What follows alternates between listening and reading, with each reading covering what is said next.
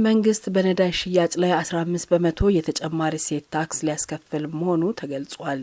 የፕሬዝዳንቱን ጽህፈት ቤት ጥሰው የገቡትን ሰልፈኞችን ጉዳይ እንመለከታለን። በኢትዮጵያ እግር ኳስ ታሪክ ከ1976 ዓ.ም ጀምሮ ከፍተኛ አስተዋጽኦ ያበረከተው ሙልጌታ ከበደ ከዚህ ዓለም በሞት ተለይቷል። ይህንንና ሌሎችን መረጃዎች ይዘን መጥተናል። ጤና ይስጥልኝ ክቡራትና ክቡራን የቻናላችን ቤተሰቦች እንዴት ቆያችሁልን? አብራችሁን ቆዩ አክብሮት ግብዣችን ነው። ይህንን ቻናል ላይክ፣ ሰብስክራይብ እንድታደርጉ ጋብዘናችኋል። አሁን ወደ ዝርዝር ዘገባዎቹ እንሻገራለን። በቀዳሚነት የምንመለከተው የፕሬዝዳንቱን ጽህፈት ቤት ጥሰው የገቡትን ሰልፈኞች ጉዳይ ነው።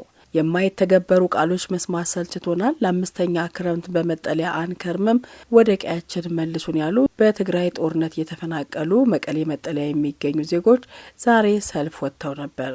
ሰልፈኞቹ የትግራይ ክልል ጊዜያዊ አስተዳደርና የፌዴራል መንግስት ወደ ቀያቸው እንዲመልሷቸው ጠይቀዋል። ሰልፈኞቹ ጥያቄያቸው በጽሁፍና በድምጽ ወደ ጊዜያዊ አስተዳደር ፕሬዝዳንት ሌተናል ጄኔራል ታደሰ ወረደ ለማቅረብ ከጧቱ 2 ሰዓት ጀምሮ ነበር በፕሬዝዳንት ጽህፈት ቤት በራፍ ቆመው ሲጠባበቁ የነበሩት። ቲክቫህ ኢትዮጵያ የመቀሌ ቤተሰብ በአካል ተገኝቶ እንዳረጋገጠው ሰልፈኞቹ ፕሬዝዳንት ታደሰ ወረደ መልስ እንዲሰጧቸው ከጧቱ 2 ሰዓት ጀምረው ጠብቀው መልስ በማጣታቸው ረፋድ ላይ የጽህፈት ቤቱን ጠባቂዎች ጥሰው ወደ ግቢ ዘልቀው ገብተዋል። ሰልፈኞቹ ወደ ግቢ ዘልቀው በጩኸትና በለቅሶ የታጀቡ ወደ ቀያቸው እንዲመለሱ የሚጠይቁ መፈክሮችን ቢያሰሙም ምንም አይነት ምላሽ ማግኘት ግን አልቻሉም። ረጅም ሰዓታት በግቢ ውስጥ ቢቆዩም ከፕሬዝዳንት ታደሰ ወረደ ጋር ግን አልተገኙም።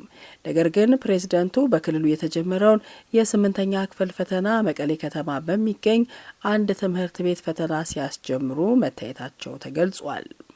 ወደ ቀጣዩ መረጃ ስንሻገር መንግስት በነዳጅ ሽያጭ ላይ 15 በመቶ የተጨማሪ እሴት ታክስ ሊያስከፍል ማሰቡን ለሕዝብ ተወካዮች ምክር ቤት ባቀረበው የቀጣዩ ዓመት ረቂቅ በጀት ላይ አስታውቋል። ረቂቅ በጀቱ ከነዳጅና የነዳጅ ውጤቶች ላይ ከሚጣል ተጨማሪ እሴት ታክስ መንግስት ከ3 ቢሊዮን ብር ላይ ለመሰብሰብ ማቀዱን ያመላክታል።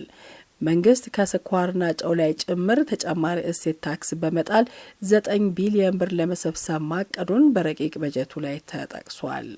በመጨረሻም በኢትዮጵያ እግር ኳስ ታሪክ ከ1976 እስከ 1990ዎቹ አጋማሽ ድረስ ስሙ በታላቅነት የሚነሳው ሙልጌታ ከበደ ከዚህ ዓለም በሞት ተለይቷል። የሙልጌታ ከበደ ስንብት ነገ ሐሙስ ሰኔ 5 ቀን 2017 ዓ.ም እንደሚፈጸምም ተገልጿል። የሙልጌታ ከበደ የአስክሬን ሽኝት ቤተሰቦቹ፣ ጓደኞቹ፣ ወዳጅ ዘመዶቹ ሁሉ በተገኙበት ነገ ሐሙስ ጠዋት 3 ሰዓት ላይ በአዲስ አበባ ስታዲየም የአስክሬን ሽኝት ፕሮግራም እንደሚከናወን ታውቋል። ክብራትና ክብራን የቻናላችን ቤተሰቦች ለሳቱ ያዘጋጀናቸው መረጃዎች እነዚህ ነበሩ።